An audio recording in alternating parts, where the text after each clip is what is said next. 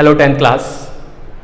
Today we are going to continue our topic Union Government, and in earlier classes we have discussed about the Lok Sabha, Rajya Sabha and their formation and their elections. We are discussing different points. Before starting our topic, so welcome to my YouTube channel Schooly Gyan.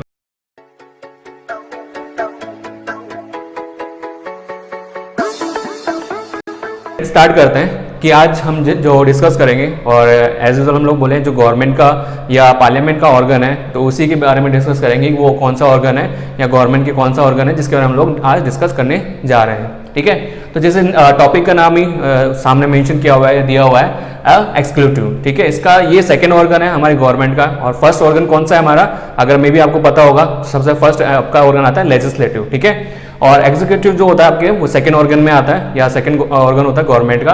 तो start करते हैं हमारा topic. तो first इसमें जो आपको दे रखा है प्रेसिडेंट, तो प्रेसिडेंट के बारे में हम लोग थोड़ा बहुत डिस्कस कर चुके हैं, जो कि पार्लियामेंट के लाइक हम बोल सकते हैं ऑर्गन के अंदर काउंट किया गया था, क्योंकि लोकसभा राज्यसभा के साथ दूसरा जो बोल सकते हैं हम लोग या बोल सकते हैं थर्ड जो बोल सकते हैं ऑर्गन था गवर्नमेंट का, वो क्या था, प्रेसिडेंट।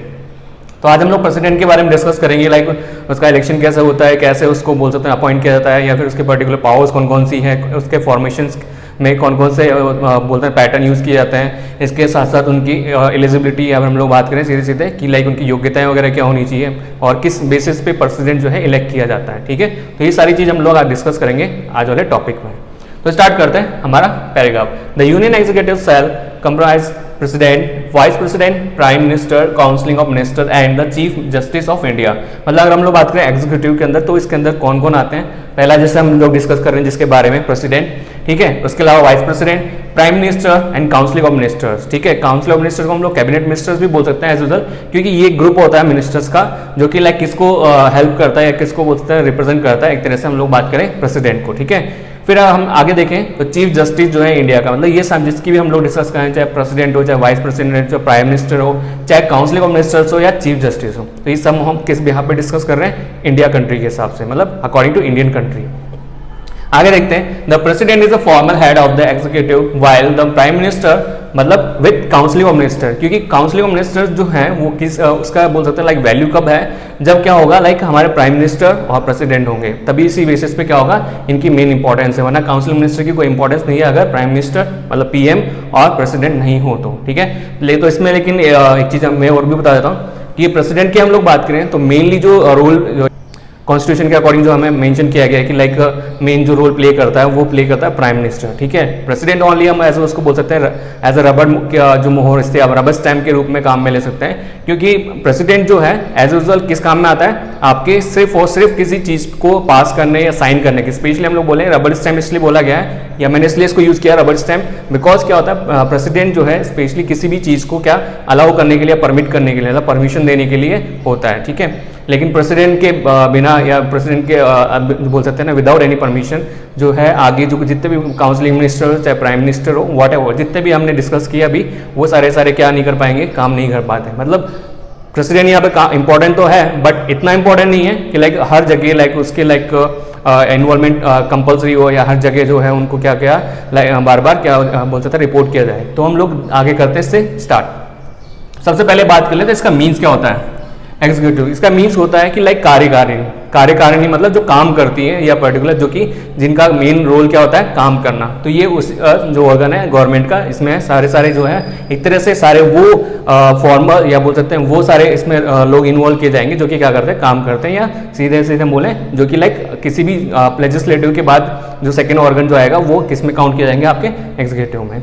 तो इसमें हम लोग ने डिस्कस किया है कि लाइक फॉर्मर होता है कौन, आपकी बात करें हम लोग प्रेसिडेंट, वहीं पे प्राइम मिनिस्टर की बात करें जो विद काउंसिलिंग मिनिस्टर वो क्या होता है एक्चुअल हेड होता है एग्जीक्यूटिव का। ठीक है, मतलब आपके प्रेसिडेंट जो होता है वह जो फॉर्मर होता है, लेकिन वहीं पे हम लोग प्राइम मिनिस्टर की बात करें, जैसे हम लोग बात करें रिसेंटली हमारे प्राइम मिनिस्टर कौन है मिस्टर नरेंद्र मोदी, तो वो मेन हेड है किसके आपके एग्जीक्यूटिव के। वहीं पे काउंसिलिंग मिनिस्टर्स के भी बोले तो उसके हेड भी कौन है प्राइम मिनिस्टर जो है हमारे मिस्टर नरेंद्र मोदी।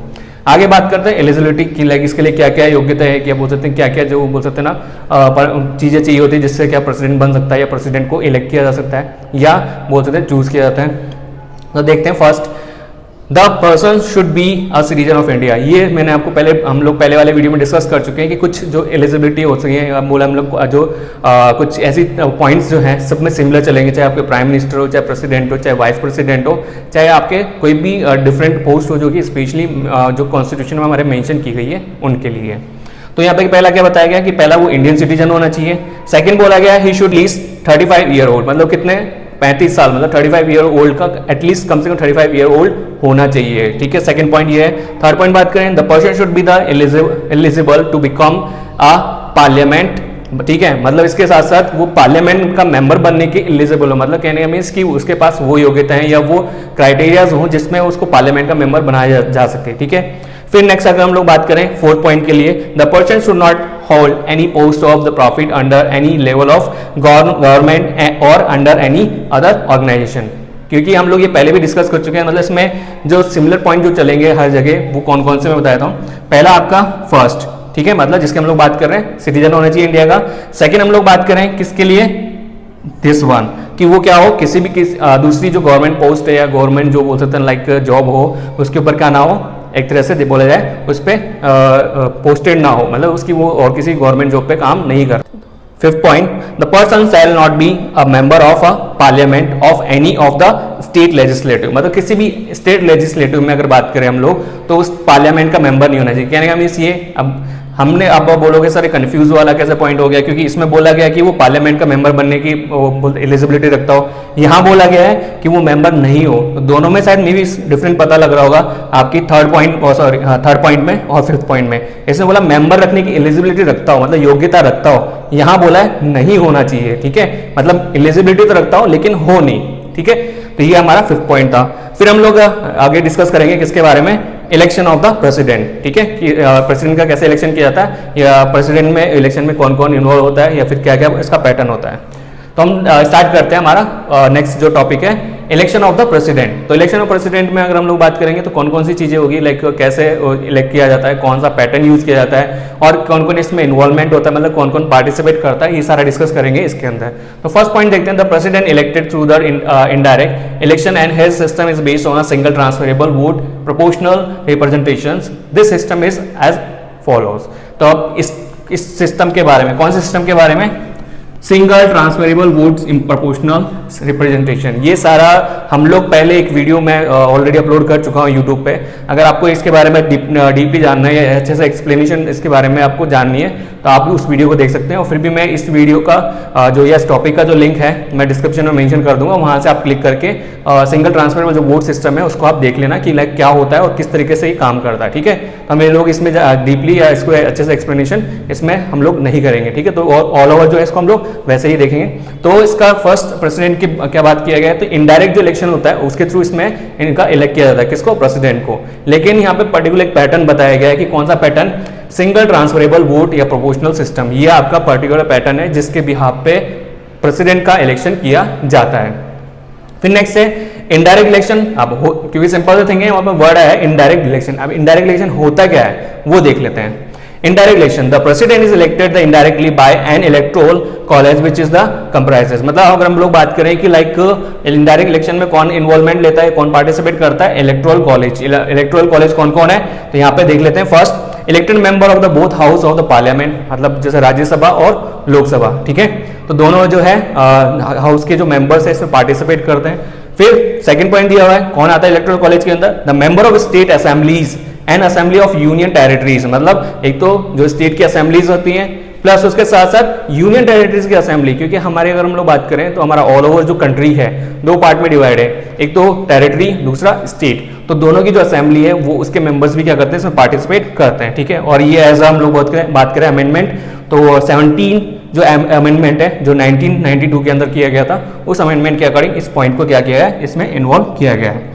फिर देखते हैं सिंगल ट्रांसफरेबल वोट सिस्टम की लाइक थोड़ा सा कि होता क्या है या पर्टिकुलर इसमें क्या क्या चीज़ें इन्वॉल्व की जाती हैं वो एक बार देख लेते हैं।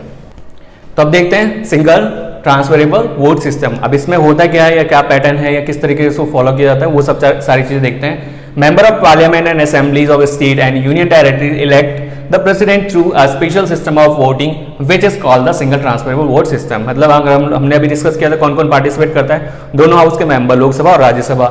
इसके साथ साथ टेरिटरी और स्टेट के जो असेंबली मेंबर्स हैं वो भी इसमें इन्वॉल्वमेंट लेते हैं। तो इनके पर्टिकुलर जो पैटर्न होगा वो क्या होगा कि ये जो वोट करते हैं वो किस तरह से करते हैं, सिंगल ट्रांसफरेबल वोट सिस्टम के थ्रू करते हैं। ठीक है, अब आगे देखते हैं next. Voting takes the place the through secret ballot and the candidate has to ensure the minimum quota of vote to become the winner and the minimum quota is derived by following formula। अब अगर हम लोग बात करें कि like इसमें क्या होता है, पहली चीज तो ये है कि हर जगह जहाँ पे भी बात आती है, मतलब अगर हम लोग लेके चलें तो मिनिमम कोटा जो एज यूजुअल हर जगह यूज करते हैं या बोल सकते हैं उसको काम में लिया जाता है। लेकिन अगर हम लोग वैसे बात करें जो डायरेक्ट इलेक्शन होता है, तो डायरेक्ट इलेक्शन में क्या होता है, मैक्सिमम चाहिए होता है, मतलब मैक्सिमम जितने वोट पे होंगे या वोटिंग जिसको मिलेगी, वोट जिसको डाले गए होंगे वो क्या होगा, विनर होगा।